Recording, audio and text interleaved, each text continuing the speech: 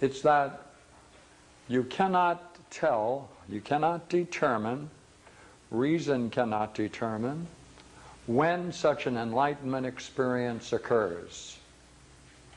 He calls it a gift of God. He calls it something that's ready and ripe. In the Greek, it's called the sudden.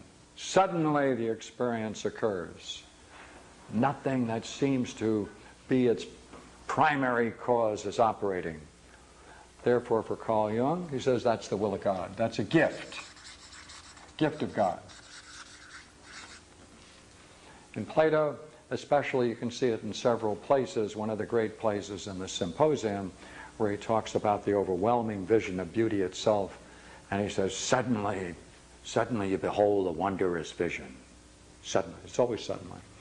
And the third hypothesis, it's suddenly. It's the major concept in Plato.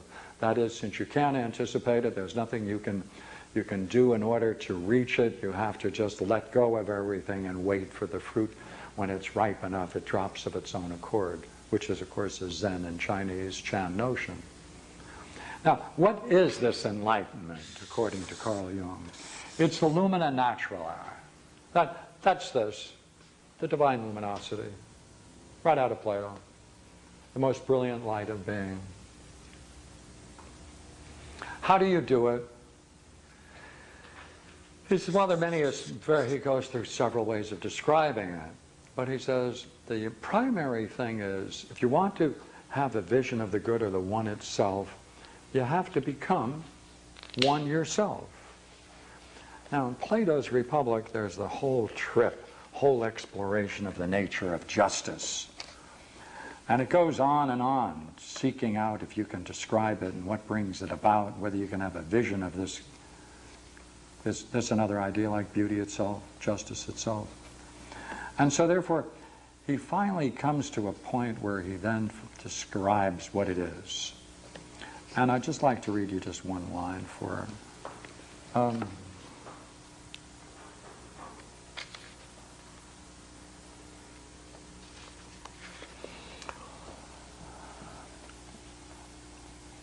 now, it's a long paragraph, so I don't know whether I should read the whole thing, but I'll cut it back. But in truth, just as it appears, was something like this. Not, however, in a man's outward practice, but inwardly. And truly he must do his own business in himself. He must have pulled all three parts in tune with him, highest, lowest, middle, exactly like the three chief notes of a scale, and any other intervals between these that there may be. He must have bound all these together and made himself completely one out of many. Temperate, concordant, and then only do whatever he does, getting wealth, care of the body, or even matters of state and private contract. What must he do? He must have bound these together and made himself completely one out of many. That's the key concept in preparing for an experience of justice itself. That's becoming one itself. That's also, as we'll see later, one of the key points in alchemy. It comes right out of Plato. Now, he is now going to say, how do you do it? How do you get this enlightenment? Well, he says, rather curiously, he says, you know what you have to do? You have to study the words of the philosophers. And therefore, in these alchemical works, they're quoting philosophers.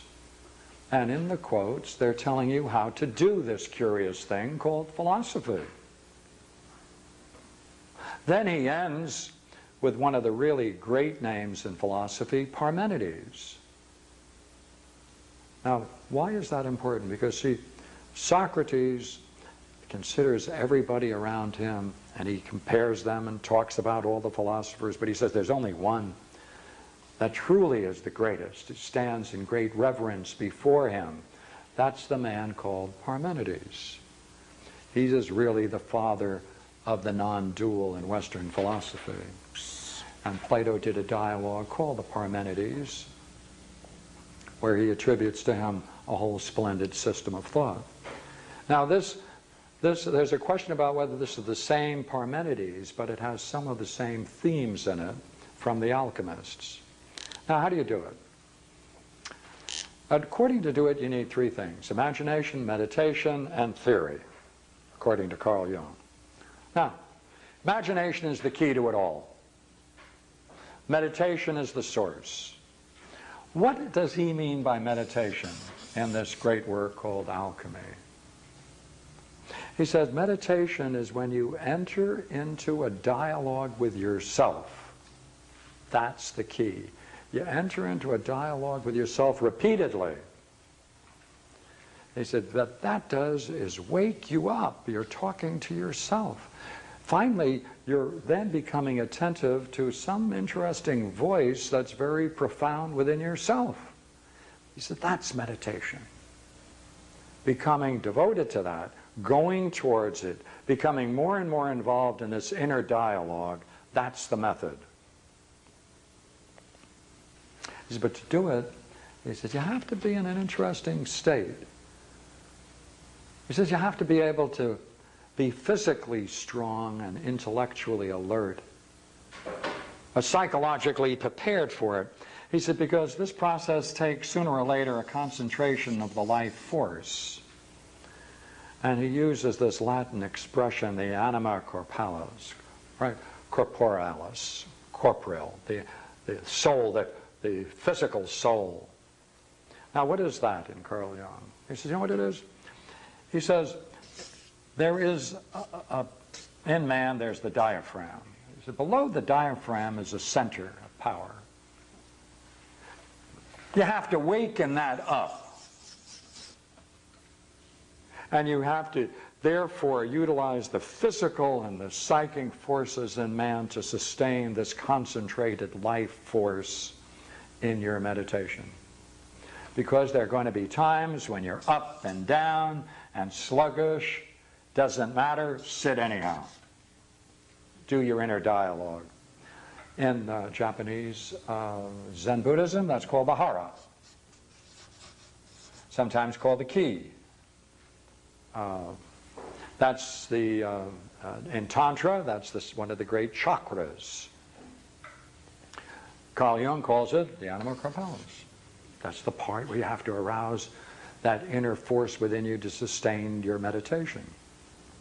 Now look here, he says, you can't do anything without imagination. You see, because you're imagining, you're talking to yourself, you've got to maintain that over a long period of time.